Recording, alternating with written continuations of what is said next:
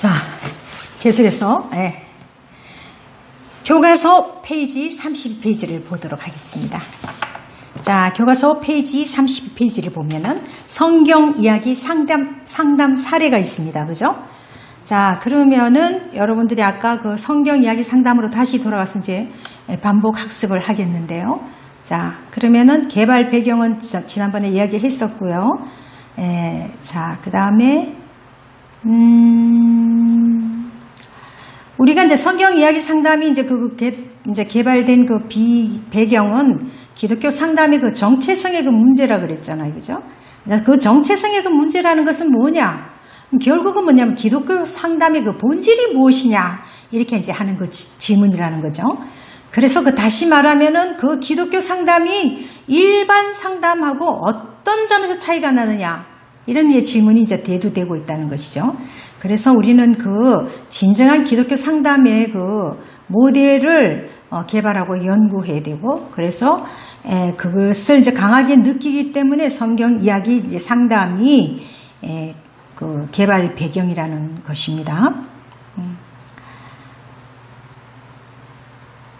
자, 성경 이야기 속으로 이제 들어갑니다. 그죠? 그러면은 1단계는 어떻다? 성경 이야기를 하나의 그 이야기 흐름으로 읽는다는 것이죠. 자, 그래서 성경 본문의 전후 관계를 연결해서 읽기 시작하는 것입니다. 자, 그 다음에 2단계로 볼 때는 이야기의 구성 요소별로 이제 읽기 시작하는 것입니다. 사건은 무엇이고, 인물은 무엇이고, 배경은 무엇이고, 관점은 무엇이다. 자, 이제 깊이 들어가는 것이죠. 자, 그 다음에 3단계에서는 뭡니까? 객관성을 갖고 성경 이야기를 읽는 것입니다. 자, 객관성을 가지고 읽는다. 자, 그 다음에 3단계에서 등장인물에 대해서 그러면은 또 여러분들도 다 같이 시작. 이야기에서 주된 등장인물은 누구이며 보조적인 인물은 누구인가? 그 다음에 그 인물들의 그 외모나 신체 특징은 무엇인가? 그 다음에 그들의 성격은 어떠한가? 복합적인 성격인가? 아니면은 평면적인 성격인가? 자, 그 다음에 이제 객관성을 갖고 이제 성경 이야기를 읽는 데 있어서 그 등장인물을 좀 더 상세하게 묘사할 수 있는가에 생각을 해보면은 그 인물의 말이라든지 행동이라든지 심리라든지 정서라든지 신념이나 가치관에 대해서 한번 생각을 해보는 것이고요. 그 다음에 그 인물들이 처한 삶의 조건이나 환경은 무엇인가를 이제 생각하는 것입니다. 그리고 인물 간의 그 상호관계는 무엇인가? 그래서 누구를 좋아하고 누구를 싫어하는가? 이제 그렇게 나오는 것이죠. 자, 그 다음에 사건에 있어서는 그 이야기의 그 주된 사건은 무엇이냐? 부수적인 사건은 무엇이냐? 그 다음에 그 주된 사건에 관련된 인물은 누구며 그들 상호 간의 관계는 어떠합니까? 지난번에도 룻기서에서 이야기했듯이 흉년 때 그 룻이 이제 그 두 며느리와 이제 함께 다시 고향으로 돌아가려고 하는 거잖아요. 고국으로 돌아가려는 그 입장에서 결국 오르바는 떠나고 룻과 같이 떠나는 그 입장에서 남편 잃고 두 아들 잃고 그런 상황이잖아요. 거기서 이제 관련된 인물들은 누구냐? 그럴 때 이제 룻과 나오미와 오르바 이런 식으로 이제 엮여지는 것이죠. 그 다음에 그 사건에 어떤 원인이 발생했고 그 주된 상황은 무엇이며 어떻게 진행되고 있습니까? 그 다음에 그 갈등의 절정은 언제이고 그것은 또 어떻게 해소되어 갑니까? 이게 이제 상담자가 내담자에게 던지는 질문들입니다. 자, 그리고 이 사건이 이야기의 다른 사건들에 어떤 영향을 미치게 되느냐. 이제 그렇게 되는 것입니다. 그 다음에 이제 배경을 살펴보면은 이 이야기는 언제 일어났으며 그 시간적인 배경은 무엇인가? 그리고 이 이야기의 공간적, 장소적 배경은 무엇인가? 그 다음에 이 이야기의 정치, 사회, 경제적 배경은 무엇인가? 이야기의 그 배경이 인물들과 사건들에게 어떤 영향을 미치느냐입니다. 자, 그 다음에 구상에 이제 들어갑니다. 네 번째. 저자의 그 관점이 무엇이고 어떻게 표현되어 있는가? 해설자가 등장하냐? 그 만약에 등장한다면 그의 역할은 무엇인가? 그 다음에 저자가 사용하고 있는 수사학적 기법들은 무엇이냐? 반복이냐, 대조냐, 비교냐, 복선이냐, 강조냐, 뭐 이렇게. 그 다음에 저자가 독자에게 요구하는 그 전제들이나 그 사전 지식은 또 무엇인가? 그래서 이제 성경 이야기 속으로 이제 들어가는 것입니다. 네 단계 인력 탐구. 자, 인력 탐구에 대해서 첫 번째 질문은 감정이입을 통한 성경 이야기를 읽는다.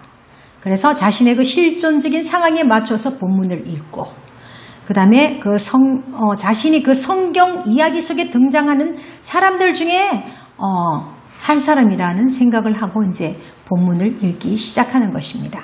그래서 자신의 그 위치에서 그 본문을 읽고 그 본문의 세계에서 이제 몰입하면서 이때 그 상상력을 최대한 발휘하는 것입니다.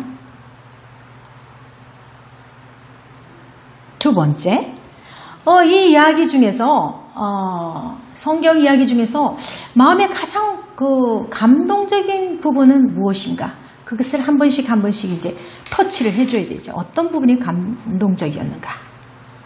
그래서 뭐 예를 들자면 룻기서에서 그 내면 깊은 곳에서 정서적 그 반응이나 기대감이 일어나는 것은 무엇인가? 이렇게 이제 하는 것이죠.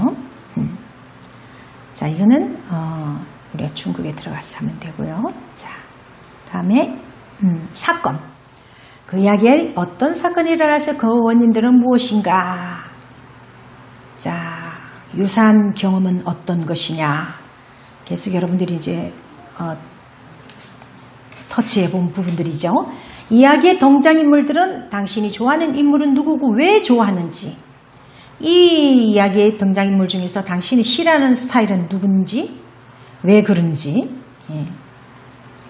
그 다음에 등장인물이 겪는 문제는 무엇이며 그 문제의 원인은 무엇이라고 생각하는가, 그 다음에 등장인물은 그 문제를 어떻게 해결했는가, 그 다음에 그 등장인물의 그 해결 방안이 당신의 문제에 어떤 도움을 주었는가.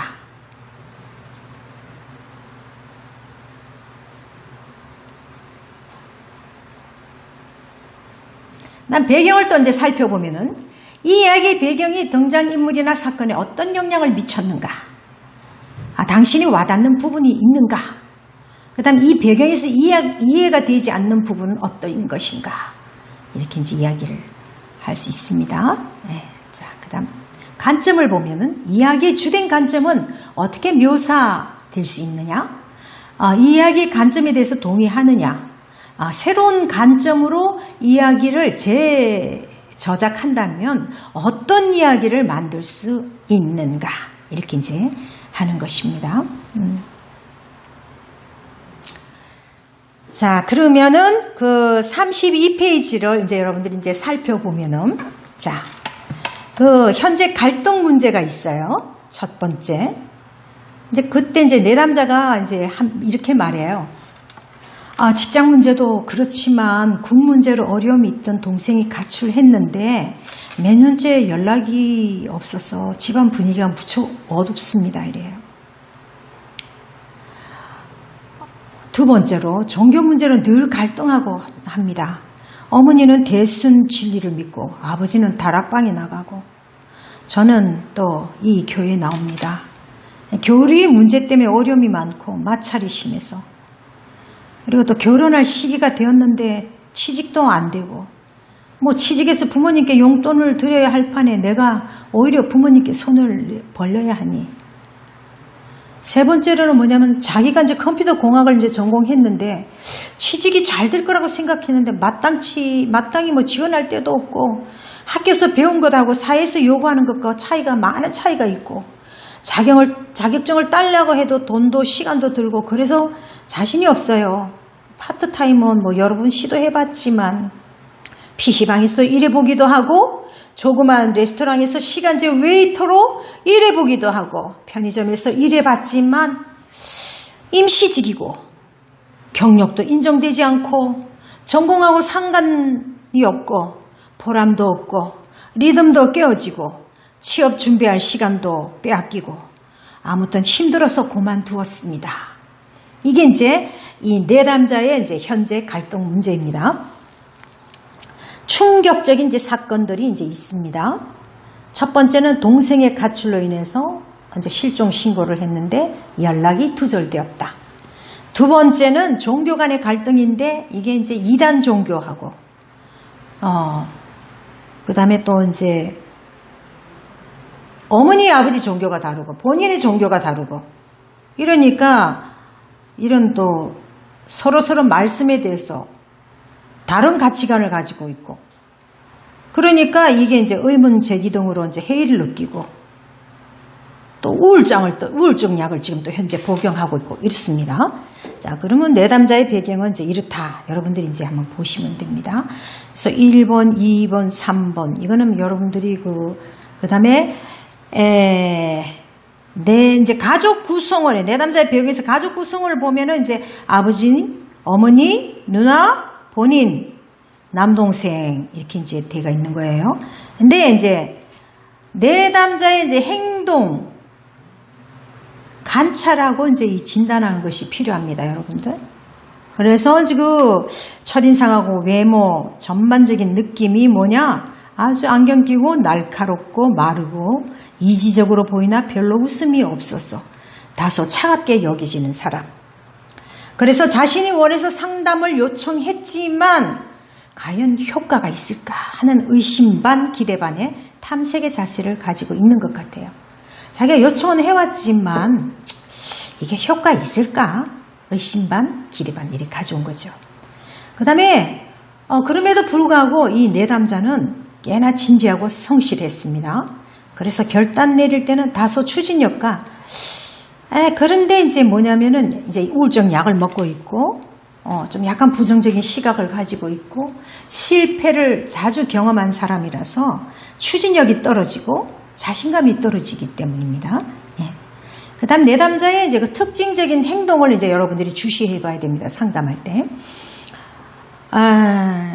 상담 진행 중에 이제 변화된 것을 중심으로 이제 내담자의 그 이제 행동을 보는 거예요.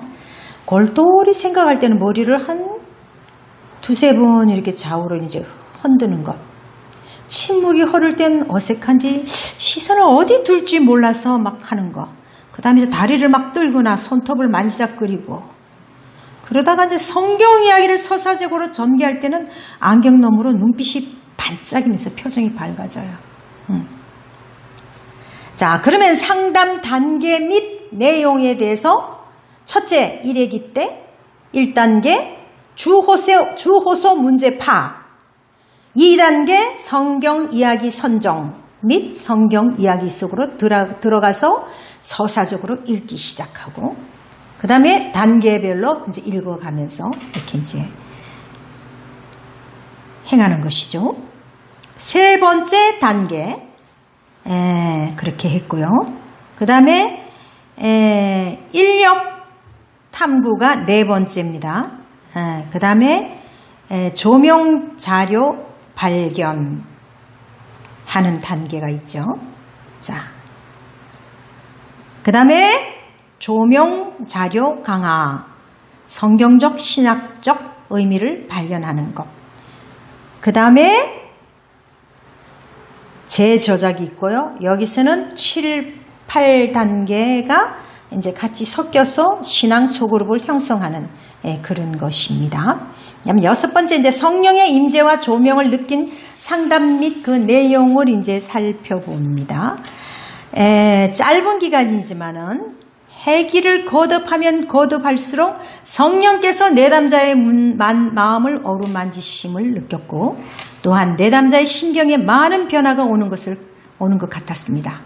성경 이야기 상담을 통해서 자신의 문제를 발견하고 잃었던 부분들을 발견하고 재정립시키는 점과 결단하고 새로움에 도전하려는 의지가 나타남이 성령의 임재의 역사라고 보여집니다. 자, 그 다음에 이제 상담의 이제 평가를 이제 볼 때, 상담의 효과. 그 다음에 내담자의 그 마음 기술. 네. 말씀을 나누고 나니 마음이 한결 편안해졌어요. 그리고 내가 예수를 알게 되고 믿게 되고 구원받았던 그 감격의 순간의 사실을 그동안 깜빡 잊고 있었네요. 이렇게 이제 내담자가 그 마음을 기술하는 것입니다. 자, 그러면은 이 이제 성경 이야기 상담을 통해서 상담한 그 상담자가 이제 그 자기 평가를 볼 때 그 상담을 통해서 상담자가 성장한 점, 내담자가 성장한 점, 부정적인 시각에서 긍정적인 측면으로의 시각으로 전환되었고, 자신감이 결여되었던 것이 자신감이 증강되었고요. 표정의 변화에서 무표정했던 것이 점차적으로 밝은 표정으로 바뀌었고, 행동의 변화가 일었고, 그렇게 소진하고 고갈된 가운데 또 정적인 행동에서 조금씩 활기찬 에너지가 이제 생성되고, 동적인 태도도 이제 취하게 된 것입니다. 자, 그 다음 상담 전반에 이제 통한 그 상담자의 평가 및 소감을 이제 살펴볼 때 전반적으로 단계별로 나아가러 충실을 가했지만 내담자의 그 상담 과정의 상황에 따라 그 단계의 경계 스릴을 이렇게 넘나들었다고 이제 봅니다. 처음 시도하는 상담 기법이라 기본 틀의 그 질문 방식에서 벗어나지 않으려고 노력을 한 거예요. 그래서 우리가 아까 질문하기 있는 그 기법을 자꾸만 거기에다가 이제 자꾸 중점을 이렇게 이제 가져오다 보니까 그 질문 기법이 매끄럽지가 못했고, 때로는 치조를 하는 것처럼, 때로는 뭐 1:1 성경 공부하는 것처럼 행하지 않았나 하는 그런 우려가 이제 드는 것입니다. 그러니까 이게 지금 상담자의 자기 평가입니다. 그죠? 내담자를 통하는 것이 아니라. 그래서 그럼에도 이제 그 질문을 대응하는 그 내담자가 노련해요. 아주 노련해요. 이 청년이. 그래서 이 상담자가 이끌려가는 느낌도 들었지만 결과적으로 처음 시도한 그 상담 이야기 극에서 성공한 케이스이다. 그래서 다른 상담자가 맛보지 못한 새로운 기법을 도입해서 사용한 것에 대해서 대단한 자부심을 느낀다. 이렇게 이제 상담자가 이제 평한 것입니다. 뭐 여러분들은 뭐 이것은 안 하셔도 돼요. 이게 중급에 들어가는 것이기 때문에요. 자, 그러면 상담 이야기 이제 추고록을 이제 살펴보면은 추고록에 이제 주호소 문제는 아까도 얘기했듯이 현재 갈등하고 있는 그 고민과 주호소 문제가 무엇이냐? 내담자는 지금 인류대학을 졸업했어요. 근데 2년이 지나도 직장을 구하지 못해서 부모로부터 독립하지 못하고 눈치를 보고 있어요. 게다가 이제 막내 동생의 이제 가출로 인해서 집안은 어두운 분위기를 자아내고 있고요. 무엇보다도 부모님과의 그 신앙 문제, 본인은 기독교고 아버지는 다락방이고 어머니는 이단교대 갈등에서 현재 어려움을 겪고 있고, 자기는 또 장남의 그 도리라는 그 책임과 의무감에서 중압감을 느끼고 있어요. 그래서 이제 이렇게 되는 것입니다. 그래서 여기까지 한번 살펴보았습니다. 1회기, 2회기 주호소 문제 파악은 또 나중에 여기서 또 이제 살펴보도록 하고, 또 여러분들의 선배님들의 그 상담에 대해서 여러분들이 또 한번 같이 볼 수 있도록 하겠습니다. 지난번에 이제 그 50페이지하고 51페이지, 52페이지, 53페이지, 54페이지, 55페이지, 이제 56페이지까지 했었잖아요. 그죠? 자, 오늘은 57페이지 성경 이야기 상담 사례를 한번 들어가 보도록 하겠습니다.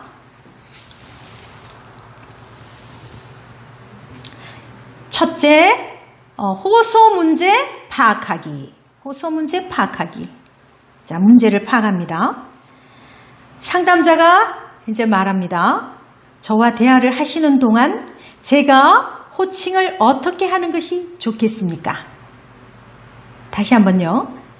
저와 대화를 하시는 동안에 제가 어떻게 호칭을 부르는 게 좋겠습니까? 내담자가 이제 이야기를 합니다. 제게는 가장 자연스러운 호칭이 목사입니다. 그냥 그렇게 불러주세요. 이렇게 해요. 그래서 상담자가 말합니다. 네, 목사님. 그러면 목사님 지금 겪고 있으시거나 목사님을 힘들게 하는 것은 어떤 것인가요? 근데 남자가 이제 말합니다. 예, 저는 어린 시절부터 신앙생활을 하면서 성장하면 목회자가 될 꿈을 꾸며 살았습니다. 그래서 집안 형편이 어려웠지만 고등학교를 졸업하고 당시 섬기는 교회 목사님이 추천하시는 대로 신학교에 좋은 성적으로 들어갔습니다. 가장 형편이 어려워서 닥치는 대로 아르바이트도 하고 공부도 열심히 해서 늘 장학생으로 학교를 졸업하고 군대도 군종으로 제법 큰 부대의 교회 전도사 생활을 하며 하나님의 은혜 가운데 잘 마쳤습니다. 자, 그러면 여러분들이 상담자라면 이때 그냥 들으면 이게 다 소화가 됩니까? 메모를 해야 되겠죠. 그죠? 그리고 한 번씩 어떻게 해야 돼? 추임새를 넣어줘야 되겠죠. 자, 추임새를 왜 넣어줍니까? 내가 좀 잘 듣고 있다는 거, 이해를 하고 있다는 거. 예. 그래서, 군종 생활. 네, 교회 전도사. 네.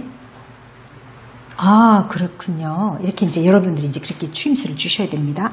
자, 그 다음에 내담자가 계속 이야기를 합니다. 그리고 저희 교단에서는 이 지역에서 가장 큰 교회 교육부서 부목사를 섬기면서 이 교회의 유명한 장로님의 따님이자 당시 교사를 섬기던 자매와 결혼하고 지금 열심히 교회를 섬겼는데 아내하고 저는 이렇게 저렇게 충돌하면서 3년 전에 이혼을 하였습니다. 그러다 보니까 사역도 할 수 없고 이러지도 못하고 저러지도 못한 상황에 빠졌어. 우울해지고 심지어는 지금 죽고 싶다는 생각이 마저 들어서 이렇게 상담을 하게 되었습니다. 목회자도 사람입니다. 그렇잖아요. 자, 그러면은 이러지도 못하고 저러지 못한 상황에 빠져 있군요. 정말 힘드시겠네요. 이렇게 추임새를 조금 넣어주시고 1124 요법을 쓰셔야 되는 거죠. 자, 상담자가 말합니다. 네, 목사님, 참 힘들고 어려운 시간이 지나가고 있네요. 그럼 목사님이 제일 힘들게 생각하는 그 이혼에 관한 것인가요? 아니면 사역에 관한 것인가요? 자, 이거 포인트는 잘 잡아줬죠. 이혼에 관한 것이냐, 사역에 관한 것이냐. 주호소 문제가 뭐냐, 문제를 파악하는 단계이죠. 둘 다 힘들기는 마찬가지지만 이혼은 서로가 다른 환경에서 자라서 서로를 이해하지 못하고 살게 된 것이라서 그렇고, 또 자녀도 없어서 산 시간이 길어져도 모두 다 내가 잘못한 것이지만 지금 아내는 미국 가서 재혼도 하고 공부도 시작하고 저하고 살 때보다 더 행복하게 사는 것을 보니 차라리 아내 입장에서 보면 잘된 거라고 생각합니다. 문제는 접니다. 저는 가정도 사역도 허락되지 않아서 매우 힘듭니다. 정말 힘들죠? 힘드시겠네요. 자, 목사님, 그럼 이혼한 이력 때문에 사역을 못 하시게 된 거네요. 그런가요? 네, 제 아내는 교단의 유명한 장로님의 자녀였고 저도 신학교 선배, 동기 후배들에게 많이 알려진 존재이기 때문에 저희 부부를 사적으로 아는 사람들이 너무 많아서 이혼 역시 너무 알려져서 부교육자로 섬기는 것은 이미 모든 교회가 꺼려하는 일이고, 또 개척도 2번이나 시도해봤지만 교인들이 제 이력을 알게 되면서 너무 쉽게 떠나는 걸 보면서 낙심하게 됐습니다. 정말 심각한 문제죠. 네. 상담자가 말합니다. 참 많이 억울하기도 하고 힘든 일이 참 많을 것 같네요. 그러나 환경이 그렇다 하더라도 목사님은 여전히 사역을 꿈꾸시고 또 뭐든 하나님께서 맡겨주신 일이라면 순종하고 싶으시겠네요. 자, 이제 상담자가 그렇게 이제 말을 던졌습니다. 네, 참 일반 목회에 대한 고집이 있었는데 그 외에 다른 특수 사역도 허락만 하신다면 뭐든 하고 싶은 심정이지만 이제 나의 이런 사정을 누구에게 드러내면서 사역을 구하는 것이 두렵기만 하고, 더 두려운 것은 이러다가 사회 부적응자나 노숙자가 되는 거 아닌지 공포가 밀려올 때가 있습니다. 노숙자가 되는 것이 또 사회 부정자가 되는 것이 하는 그런 공포가 밀려온다는 말씀이시죠. 자, 그러면은 우리가 성경 이야기 이제 선정을 하는 겁니다. 2단계에서. 자, 목사님, 성경 중에서 가장 끌리는 이야기가 있습니까? 아, 네. 목사님이니까 이제 뭐 성경에는 아주 희박하신, 아주 뭐 대단하시죠? 빠삭하시잖아요. 이제. 자. 사복음서 중에서 가장 끌리고 가장 많이 읽고 묵상이 됩니다. 네, 사복음서가 와닿으시군요. 그 중에서도 어떤 성경이 제일 와닿으시는지, 그 중에서도 요한복음서가 제일 제게 위로되고 힘을 줍니다. 요한복음의 이야기 중에서 자, 이제 성경 이야기로 들어가는 3단계입니다. 자, 상담자가 이제 말합니다. 요한복음 이야기 중에서 어떤 장면 혹은 예수님의 어떤 말씀이나 행동에 감동을 받으시는지요? 목사님이 말씀하시죠. 내담자가. 거의 매일 요한복음을 읽게 되는데요. 4장에서 많이 멈춰 있습니다. 네, 목사님? 그럼 그 4장의 전체적인 내용이나 인물에 대해서 제게 설명해 주실 수 있습니까? 내담자가 말하죠. 4장에서 예수님은 사마리아에 들어가시죠. 야고보의 우물가에서 사마리아에 이름 없는 한 여인을 만나 주시고 그 여인을 치유해 주시고 또 여인을 복음 전도자로 사용하시는 모습을 보면서 많이 눈물을 흘리게 됩니다. 상담자가 묻습니다. 예수님이 방문하신 그 사마리아는 어떤 동네입니까? 내담자가요. 사마리아는 그 유대인들에게 사람 취급을 못 받는 그 이방인보다 못한 그 민족이지요. 원래는 그 유대인들은 사흘 길을 돌아갈 망정 사마리아 땅을 밟지도 않는데 예수님은 이곳을 작정하고 방문하시죠.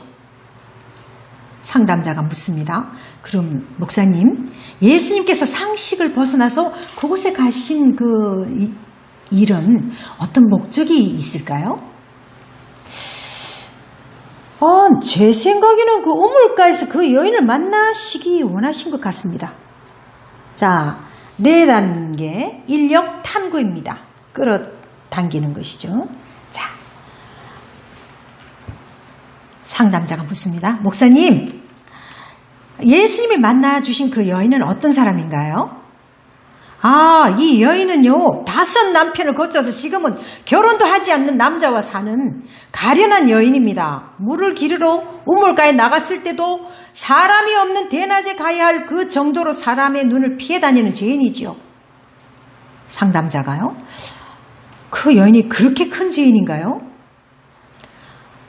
아마 그 유대 율법으로 보면 큰 죄인이기도 합니다. 그런데 신기한 건요, 이 여인이 사마리아 그 민족에게는 허락되지 않는 그 예배에 관심이 있는 사람이었다는 것이 제겐 놀라운 사실입니다.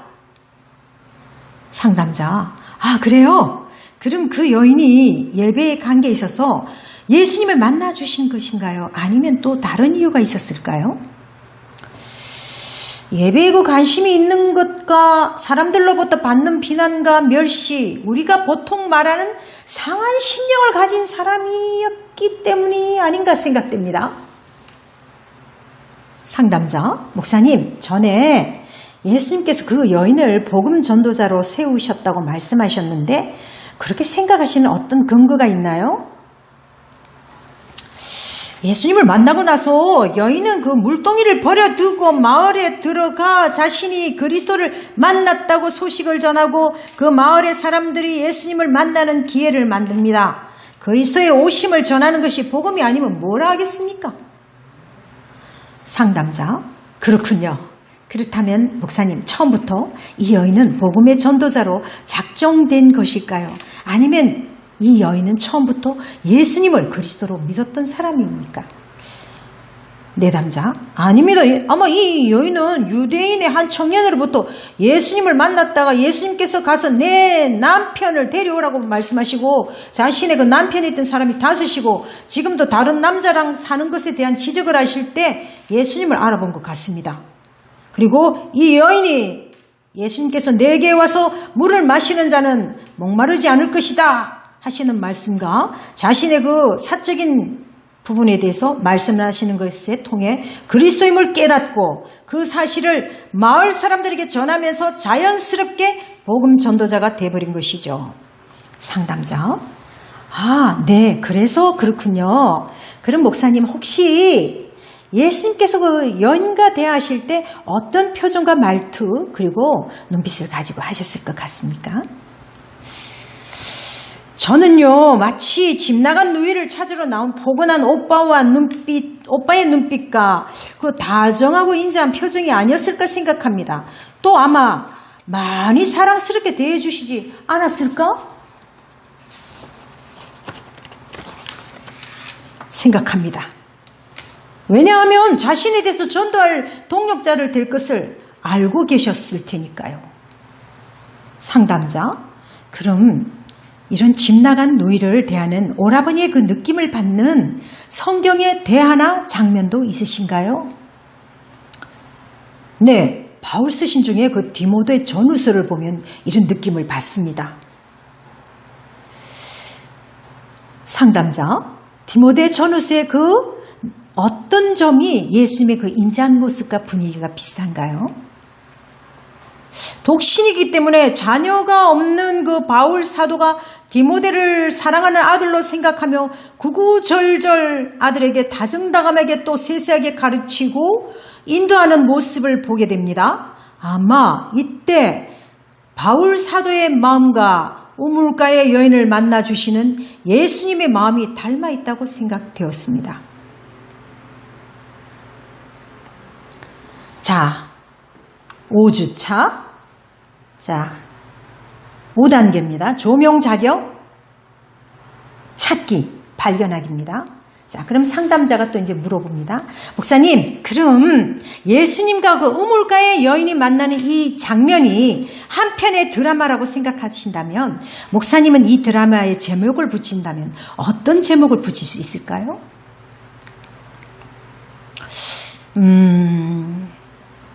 죄를 덮고 의를 입히시는 예수님이라고 하겠습니다. 상담자, 죄를 덮고 의를 입히신다? 참 멋진 제목 같습니다.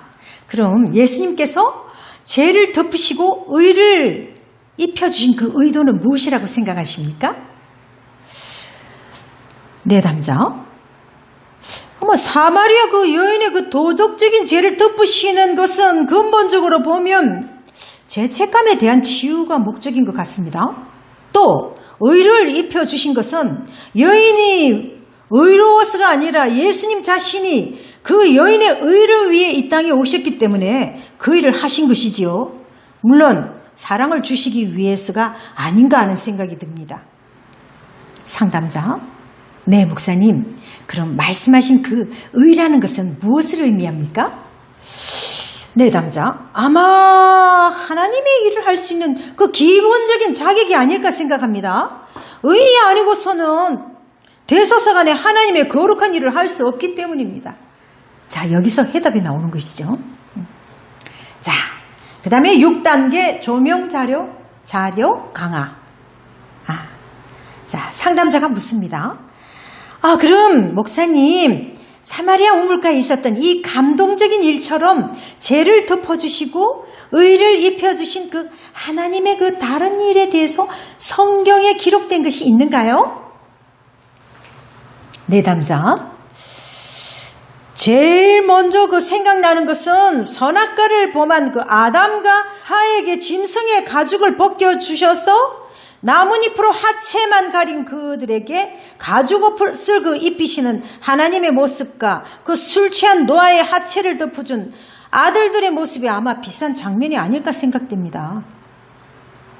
상담자, 그럼 목사님이 그 말씀하신 죄를 덮는 하나님과 의를 입히시는 그 하나님을 한 단어로 표현하면 어떤 단어가 떠오르시는지요?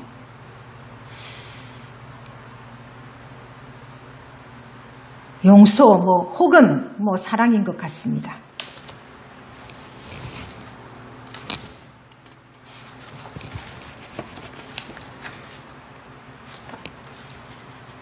자, 그래도 끝까지 여러분들 지금 제가 읽어드리겠습니다. 상담자, 목사님, 최근 목사님을 용서하시고 사랑하신 그런 분을 만난 경험이 있으신가요? 이제 재저작 단계죠. 이제 새로 쓰기입니다. 그죠? 내 관점이 아닌 하나님의 관점으로 내가 바라본 시각이 아니고 하나님이 성령이 임재하심으로써 내가 내 눈의 영적인 눈뜸과 또 하나님의 시각에서 이제 그 저작 단계가 이제 이루어지는 것입니다. 예전에 그 아내의 어머니, 그러니까 호적상으로 남인 그 예전의 장모님께서 지금까지도 저를 안타까워하면서 눈물로 기도해 주시고 계십니다.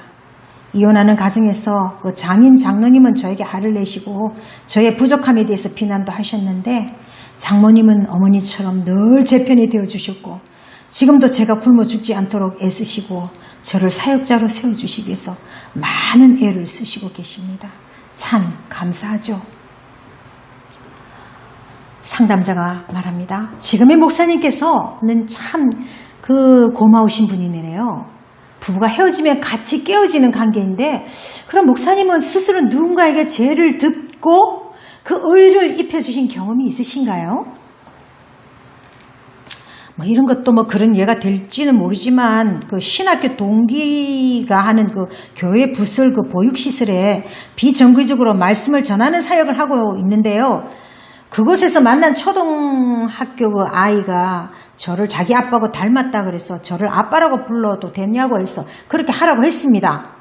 부모가 형편이 어려워서 시설에 맡기고 몇 년째 연락도 없는 아이인데 저를 따르고 좋아해서 제가 늘 호칭처럼 아버지 노릇을 하려고 노력합니다. 친구에게는 그 친구에게 제 마음은 늘 그 아이에게 부족한 것을 용납하고 그 아이가 하나님 은혜 가운데 잘 성장하도록 기도하고 또 그렇게 가르치려고 또 애씁니다. 상담자가 말합니다. 목사님 너무 멋진 일이군요. 그럼 목사님은 앞으로 어떤 식으로 죄를 덮는 일을 감당하시고 또 의를 덮여주시는 일을 감당하고 싶으신가요?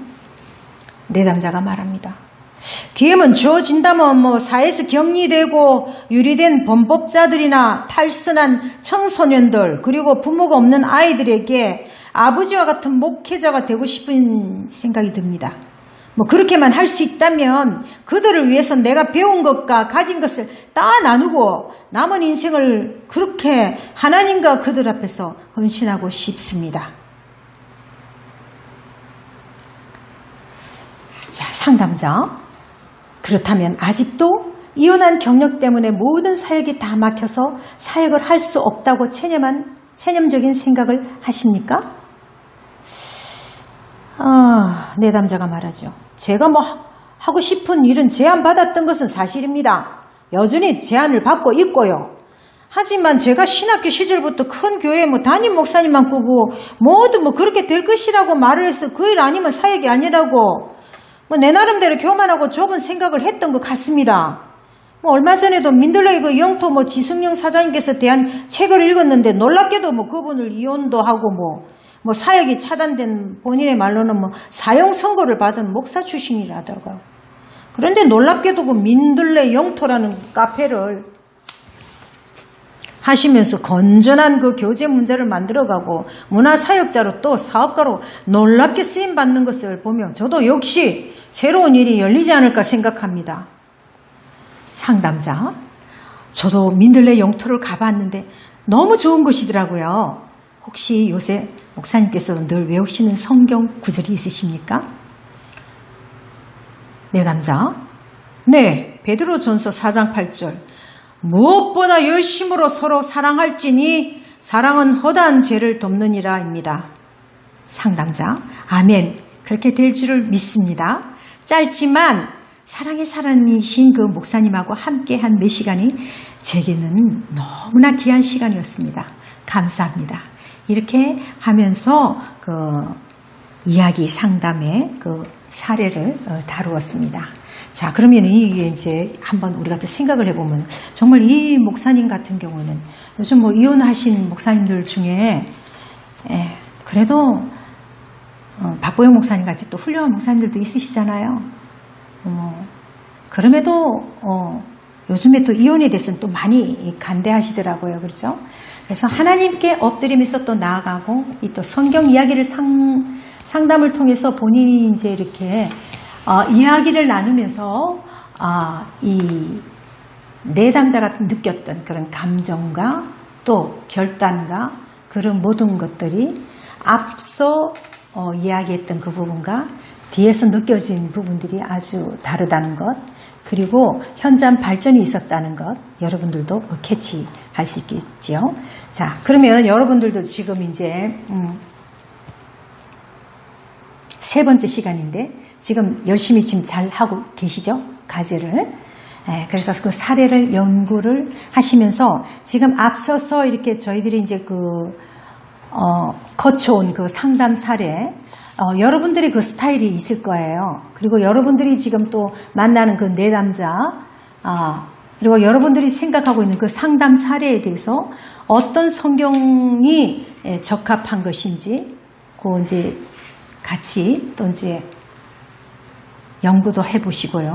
또 이야기도 나누시고, 또 어떻게 여러분들이 그 방법대로 성경 이야기 상담의 그 연습을 거듭하면서 여러분들이 기록하시고, 그리고 이제 5차시, 세션 5차시 5번째 이제 여러분들이 마치고 난 뒤에 여러분들이 그 내용을 제출해야 됩니다. 사례를. 그리고 아직까지 지금 수업에 안 들어오신 분들도 계시는데 출석이 20%입니다. 그것을 여러분들이 감안하시기를 바랍니다. 한꺼번에서 몰아서 이렇게 하시면은 곤란하십니다. 들어온 시점들이 있기 때문에요. 그것에 따라서 체크를 하겠습니다. 그리고